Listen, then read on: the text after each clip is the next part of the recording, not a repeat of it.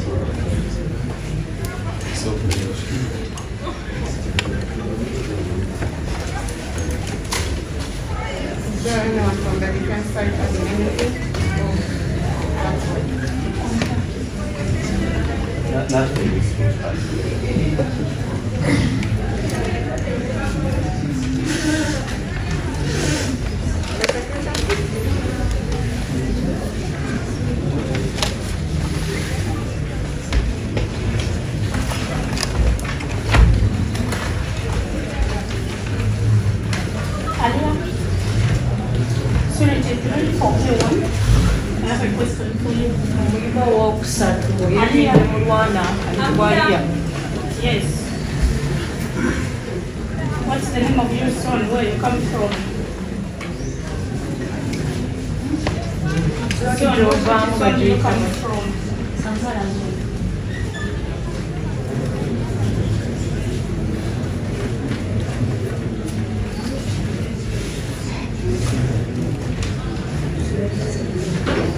And what's the name of your child?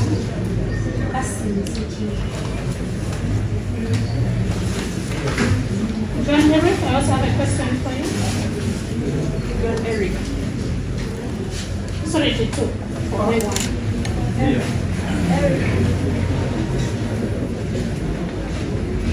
Eric, what's the name of your chairman also?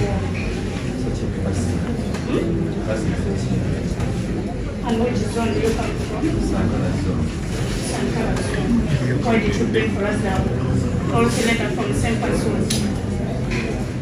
Lwaki waleese ebbaluwa z'ekyalo ez'omusanvu Sempa zone nga tugamba kooti tugera mu Sankara.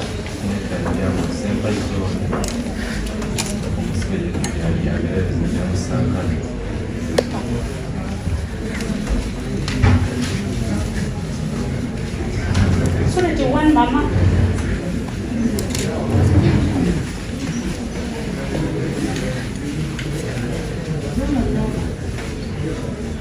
Which zone do you come from, mama? Ova mu zooni ki maama? Sankara zone. Sankara zone.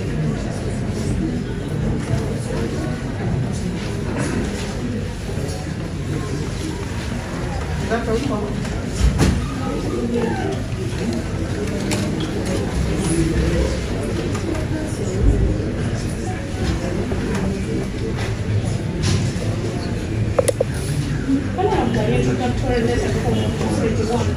Because what you get in here is introducing a one note. That's what you are given. Which is after the home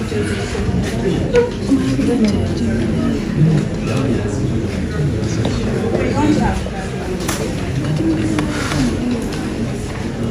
that's what is complicated.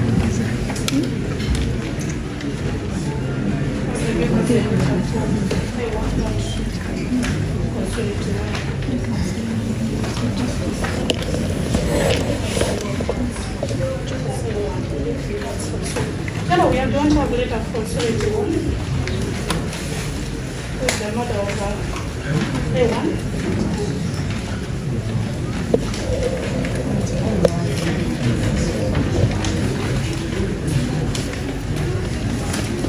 Consolidate number 2. Check for A1. Check for A1. Still on A1. No, I'm not on A2.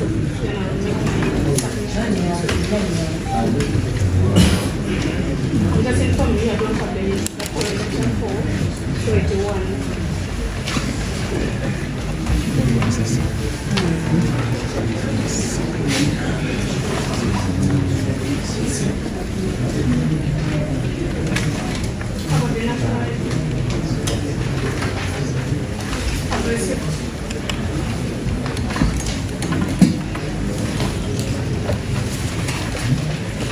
So they did 2 for A2.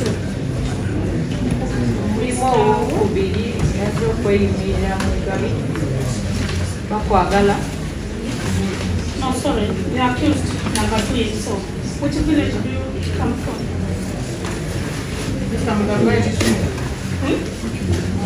I need the zones. Which zone do you come from? Central zone.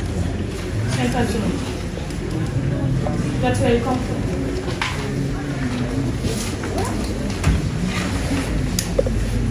Earlier on you said you stay in Kisugu zone. Now you're telling me Central zone. Kizungu. So, Kizungu and Central zone, are they the same? Are they the same zone? I need clarity. I don't stay in these areas. So I want to find out, are they the same? Central zone ne Kizungu zone zitegeeza ki ekikuza ezimu. Yes, they're the same. And then your lawyers presented what a different LC letter that will come from Kadongolo LC 1. So can you try to... Balooya b'empapula ze balese mu kooti balaga nti oli mutuuze wa mu Kadongolo. Something like that. So which one is which? Number Must be two, now, check. because the lawyers have given us a different thing to say from a different place. Can we have order in court?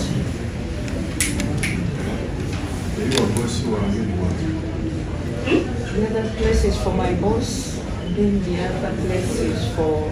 So you're saying what the two places what? Ebitundu byombi bibiri obibeeramu. Yes. Which one is your place? Luwoyewa. And where does your boss stay? That's not the residence here. The building that is spoken about.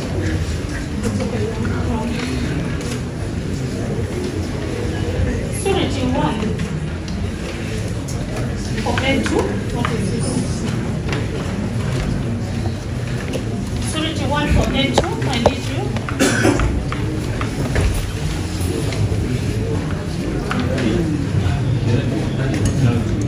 Now we are N2, we are from on N2. Where do you... What's the name of your chairman? Huh?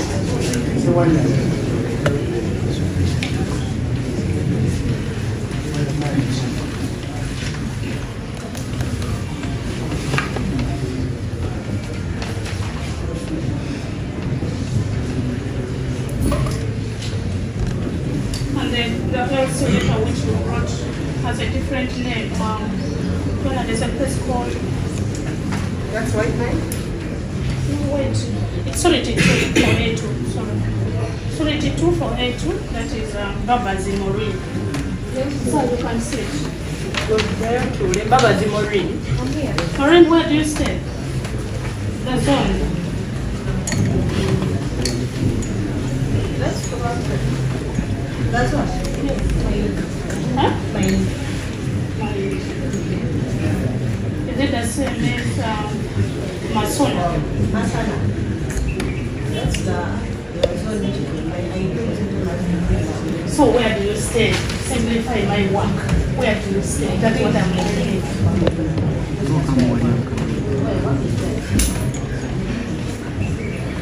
So you brought us a LC letter which will be national ID.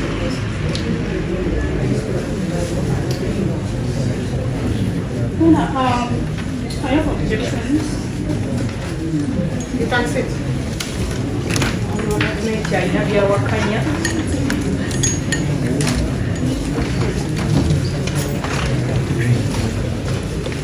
Surety number 2 is the most suitable. I'm starting with A2. Who is the most suitable for A2 being assistant?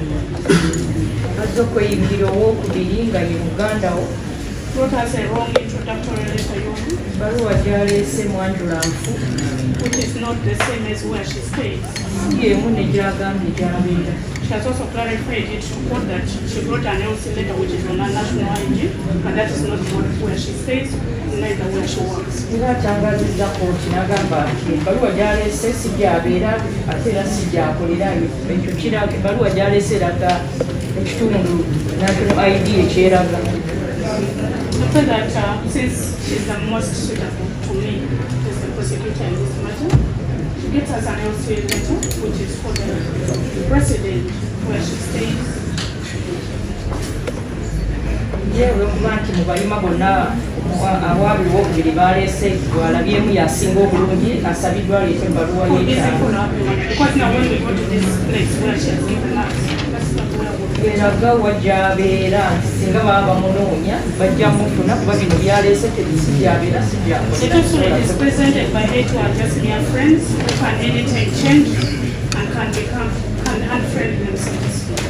abayima abalala abazze mu kooti okweyimira mugabi mikwano gye bukwano gye nti enkya basobola okukyuka nabeera tebakyali naye mwanyoko yajja kubeererawo bulijjo. Your Worship, on the street is for A1. I have no objection because they have all clarified. I have no objection in regards to the street, Your Worship. I have no objection in regards to the street. All the street is presented for A1 to us within the substance. Abayima bonna bazze okweyimira mu Lwana Patrick talina kyabawakanyako era akizudde nti bagwanidde okweyimirira. Your Worship, I need to tell you that this matter is still in investigation stage. Neetaaga otegeeza kooti nti omusango guno gukyanoonyerezebwako. Earlier on, I actually informed court we are looking for 18 more. Nga bwe yategeezezedde kooti nti wakyali abala 18 bakyanoonyezebwa. And you wanna all the 18 more are headed by A1. Era abo 18 bonna ababulayo gwe mu Lwana gwabakulembera babeerawo. So Your Worship, giving him bail okweyimirirwa will jeopardize the pending investigations. kijja kulemesa okunoonyereza okugenda mu maaso. Your Worship, we had also informed court on the critical condition of the victim on count 2. Era bategeezezza kooti n'embeera y'omuntu eyakulibwa musango obuvunaanibwa ogwokubiri. And also informed court that there are some additional statements which are recorded on this file by the victims themselves. Era ku bantu abaafuna obuvune waliwo statements endala ze baakola On the evidence which was initially presented. kusinziira ku bujulizi obwali bwasooka okuleetebwa. We have also been presented, our copy has been served on court with a scanned CT scan and a report of the state of Dong. N'eripooti eyogera ku ndongo ezerwako. Your Worship, we are informing court. The charge sheet tomorrow might not be what is actually before the court. We need to inform court on the accused persons. Bategeeza kooti awamu n'abavunaanibwa nti emisango lwaliro egyabagulibwako enkya giyinza okuba nga si gye gikyaliwo. Your Worship, Council talked about reconciliation. It's being initiated or had been initiated. We have 2 victims who are actually in court, but I can assure court categorically that they have not been approached.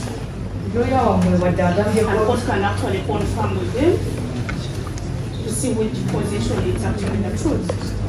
agambye kooti eno bw'era muli mu njogerezeganya abantu bamwe batuukiridde abavunaanibwa.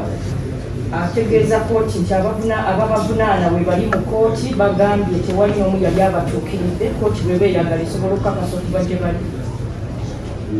Your Worship, we have actually seen how court is already.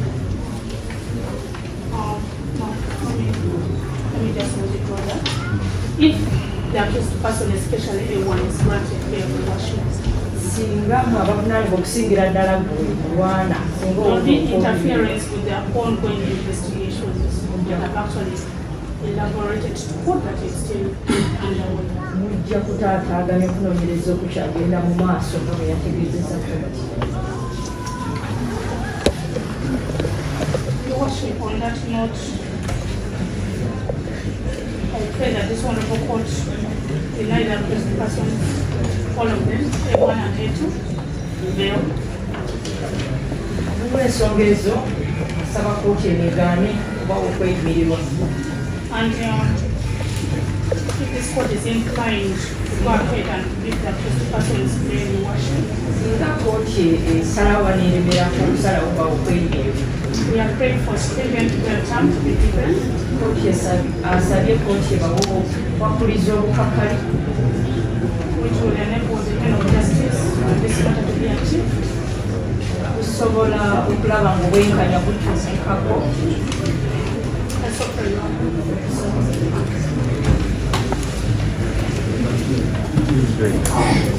In Jenda, Your Honor, Kenya? Kasadapo, I've joined the statement submission.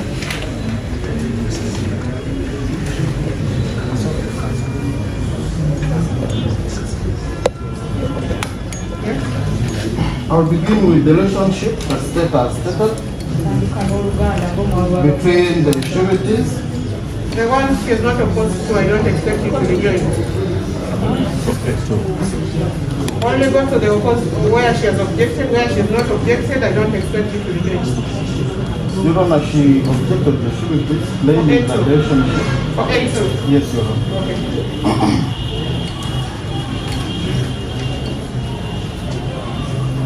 Yes, sure it is for April. Your Honor, it is not within the law tekiri mu mateeka and is not stated tekirina bwe kyawandiikibwa. describing the relationship of the surety. Nnyonnyola oluganda lw'omuyima The law is very clear mateeka gakirambulira bulungi and does not disclose whether she should be a sister, a mother, or a friend. era tegalaga nti alina kuba maama taata mukwano bamwannyini. So to my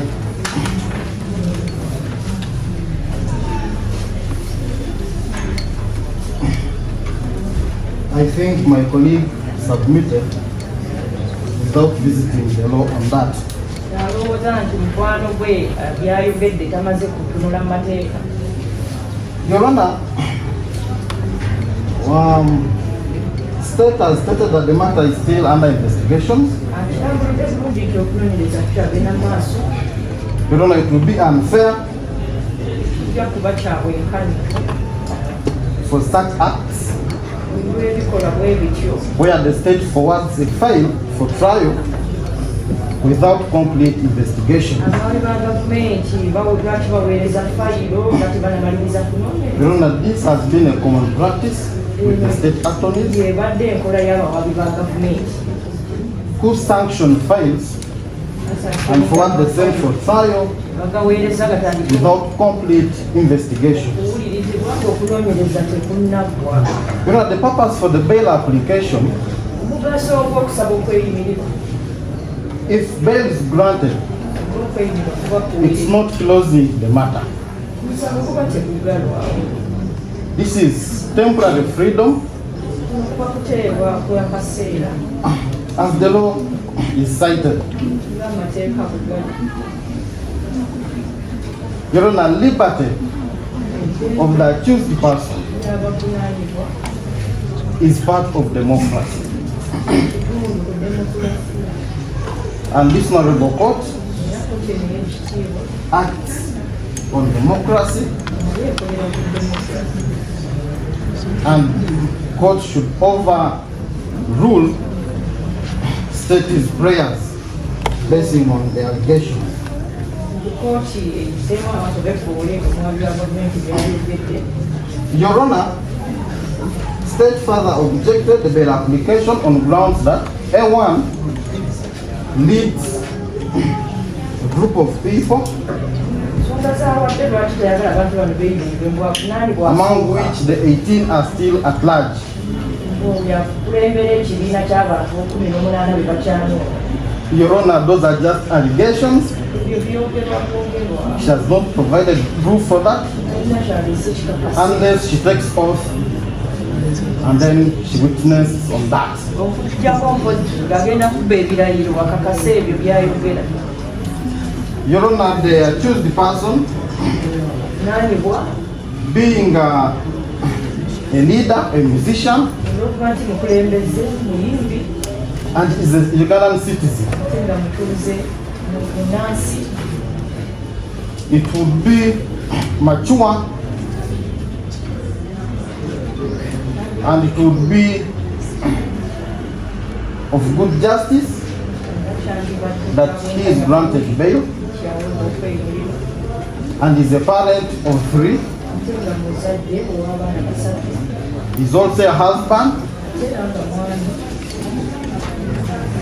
and is a public figure ate nga muntu w'abantu within our country. mu nsi yaffe amanyikiddwa.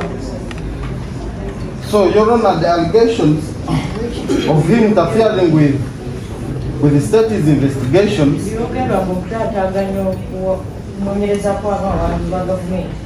Your Honor, that is just said to deny the accused person's bail, Tebyateekeddwawo buteekwa kulaba nti tebaweebwa kweyimirira. since for them cannot abscond that being public figures in the country. Olw'okuba nti bo olw'okuba nti bamanyikiddwa tebasobola. What have you responded in respect to interference with the investigation? What is your response to that? You know, it's what I've done. Being a public figure does not mean you're not going to interfere. No, I said court shall not deal with allegations since it's not a practice of this honorable court. Kkooti ereme kuwuliriza byogerebwa kuba etusiza empisa zaayo. And such are just baseless allegations. Tebirina musingi. And we would pray that if the land has happened, Omwami wa gavumenti omuyimbi could testify on that as a witness, asobola okukulabirirawo obujulizi other than just setting up mere allegations before this honorable court. ng'oggyeeko ebyo byayogera obwogezi mu maaso ga kkooti eyo. Your Honor, we still maintain our prayer Kyagenda maaso n'okusaba kwabwe. that bail be granted to the accused persons Bavunaanibwa baweebwa okweyimirira. and preferably non-cash bail. Bwekiba You're kisoboka setting the conditions. bawe No, tebasobola wadde preferably. I'm just guiding court. Court may take the guidance or not. kkooti agirungamya bulungamya yaddenga okukkiriza Preferably non-cash bail. ebbeeyo nga si ya nsimbi. I so pray. Saba.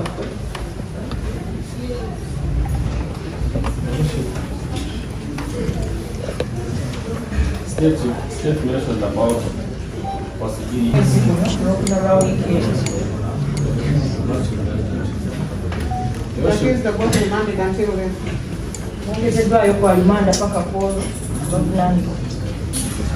Your Worship, we just inform court that the complainant in the other case That's why I'm comfortable. this is another issue. You know what to do. You know what to do. I'm comfortable. Akkoza Daniel. Okay.